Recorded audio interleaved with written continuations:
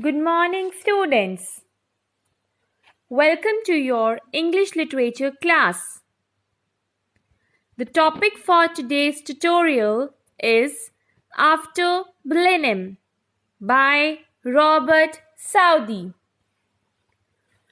In the previous video, you have learned how Peterkin and Wilhelmine found a human skull in their garden. Their grandfather, old Caspar, told them that it must be the skull of some soldier died in the Battle of Blenheim. Both were curious to know why this battle was fought and what was the reason of this battle. Now let's study further. By the end of this video, you will be able to explain meanings of difficult words as used in the context of the poem. You will be able to explain stanzas 6 till 11 in your own words. You will also be able to identify and understand literary devices used in stanzas 6 till 11. Before we begin further, I would suggest you to read the lines of the poem again and again for better understanding of the poem.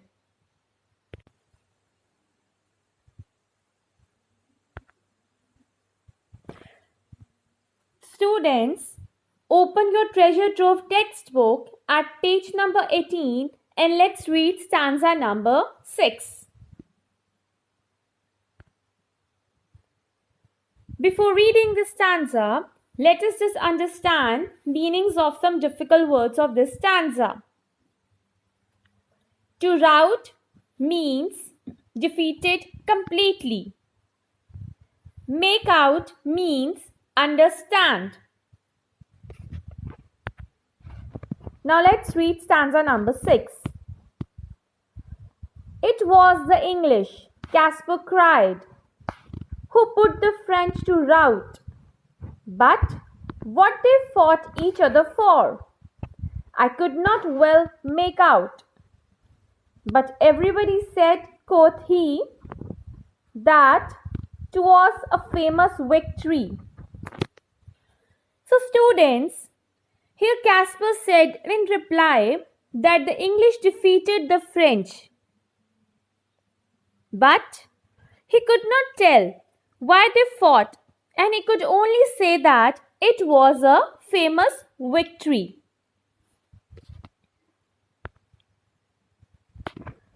Open your treasure trove workbook at page number 50 and let's read explanation of this stanza. Caspar said that it was the English who completely defeated the French. But he was not sure as to what they fought for. He only repeated what the people generally said, that it was a famous victory. It is clear that the response of the old man was conventional and not his own. Students, here conventional means based on, in accordance with what is generally done or believed. As we know that elderly farmer Caspar firmly believed that it was a famous victory. Now let's just understand what literary devices were used in this stanza. Repetition. As students, we can see there is a repetition in the line that 'twas a famous victory. Old Caspar repeatedly describes the horrible battle as a famous victory. This repetition brings out effectively the destructive side of war in an ironic perspective.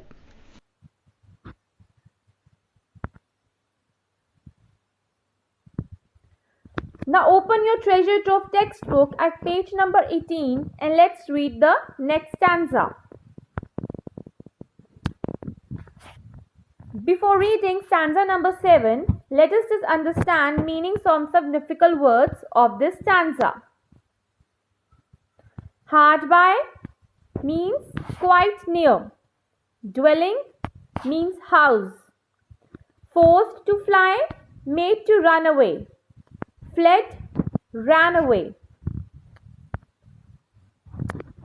Let's read stanza number 7. My father lived at Blenheim then, yon little stream hard by.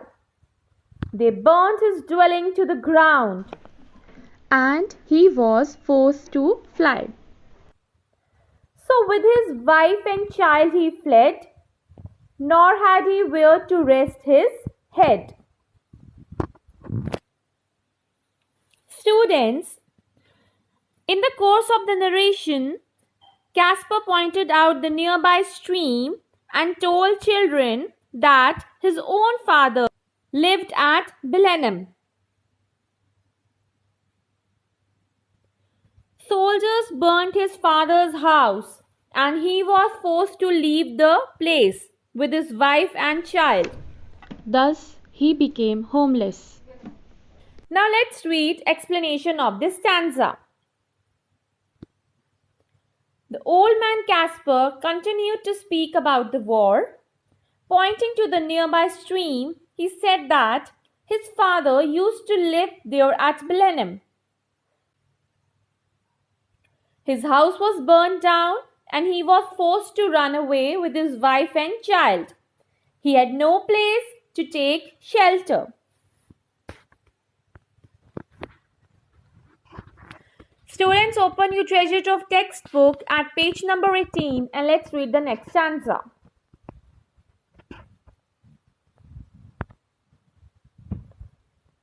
Before moving further, let's just understand meanings of difficult words of this stanza. Fire and sword means arson and murder. Wasted here means destroyed or ruined. Far and wide means up to great distance, spread over wide area. Childing mother, expectant mothers.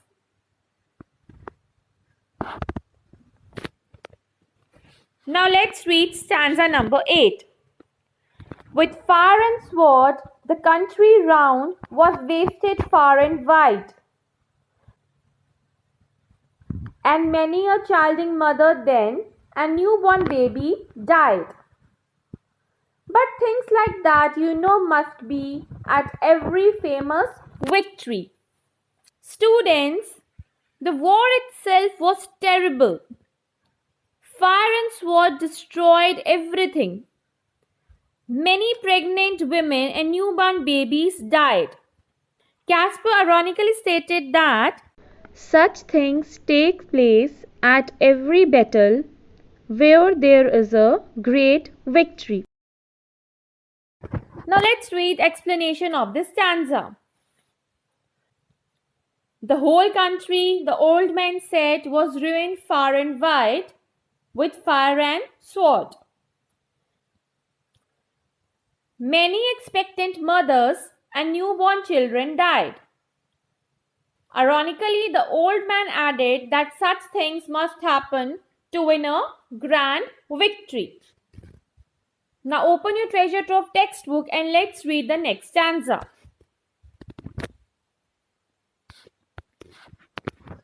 Before reading the next stanza, let us just understand meanings of some difficult words of this stanza. Shocking sight, disgusting scene. Field was won. After the battle was won. Rotting, decaying or perishing. Let's read stanza number 9. They say it was a shocking sight after the field was won. For many thousand bodies here lay rotting in the sun. But things like that must be after a famous victory.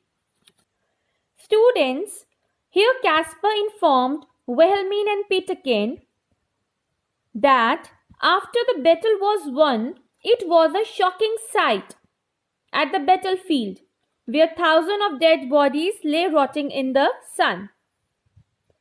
Caspar again ironically remarked that such things are bound to happen in a war in every famous victory. Students, underline the words "a famous victory" and write down repetition and irony. Here again, the poet uses the words "a famous victory" in an ironical sense. Now open your treasure trove workbook at page number 50 and let's read explanation of this stanza. People said that it was a ghastly sight after the battle was won. Thousands of dead bodies lay there rotting in the sun. The old man again remarked that such things must happen in the war at every famous victory. Students, here ghastly means shockingly frightful or a dreadful sight. Now open your treasure trove textbook and let's read the next stanza. Before reading the stanza, let us just understand meanings of some difficult words of this stanza. Duke of Marlborough. Students, here Duke of Marlborough is the Duke of Marlborough, the English commander. Wicked here means sinful or evil.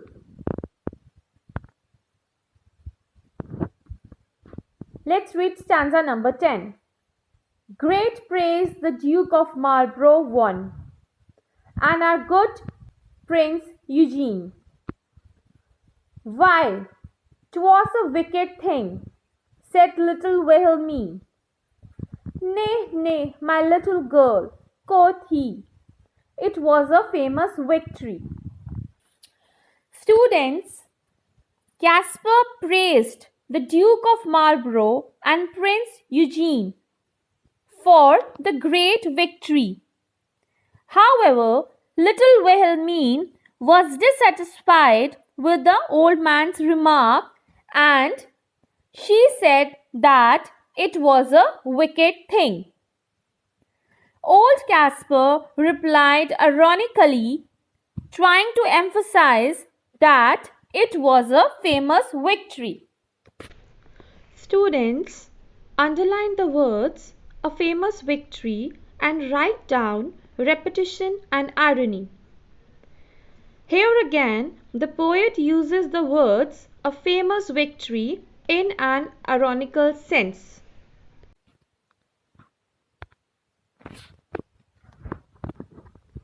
Now open your treasure trove workbook and let's read explanation of this stanza.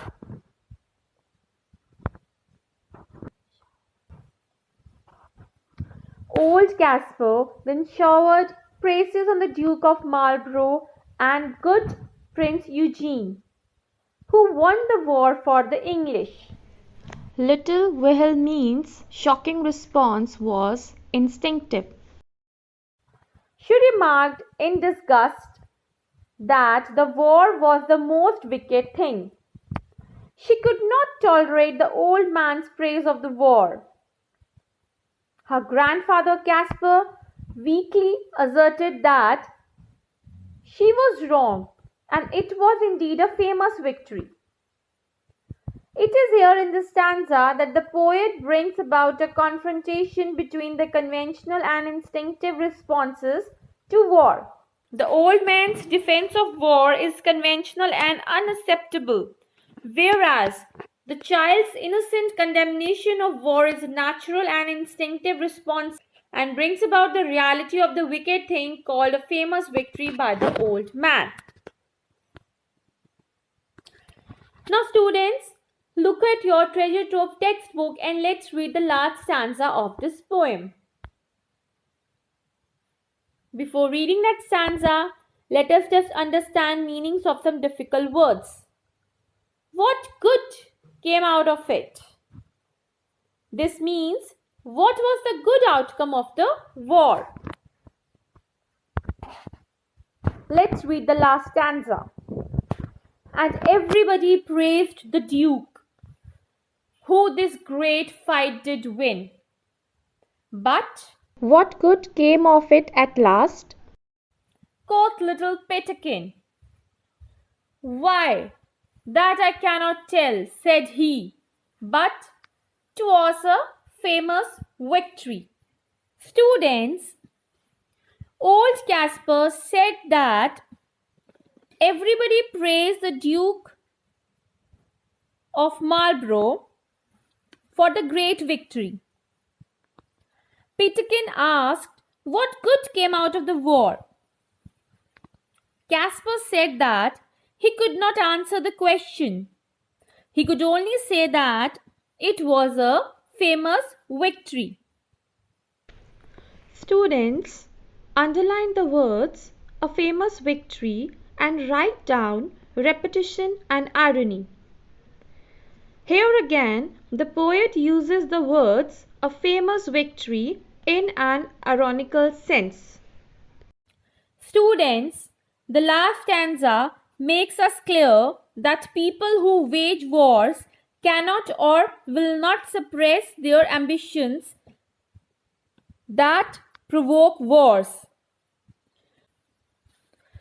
The children, who are like many other people, uncorrupted by adult thinking, can readily perceive war or what it is. That is, death and destruction. We come to know that there are two types of people in this poem. On one hand is the old Casper, whose only concern is the great victory gained at the cost of death and destruction. On the other hand are the children who do not grasp the so-called benefits of the war.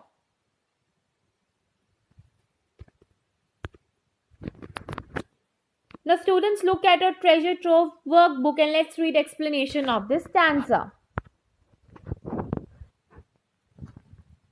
Old man again referred to the public praise for the glorious victory won by the Duke of Marlborough at Blenheim. Little Peterkin, like his sister, failed to appreciate the views about the war. He wanted to know what good at last came out of the war. The old man was puzzled and said that he could not tell that, but asserted parrot-like that it was a famous victory. Students, I hope all the stanzas are clear to you.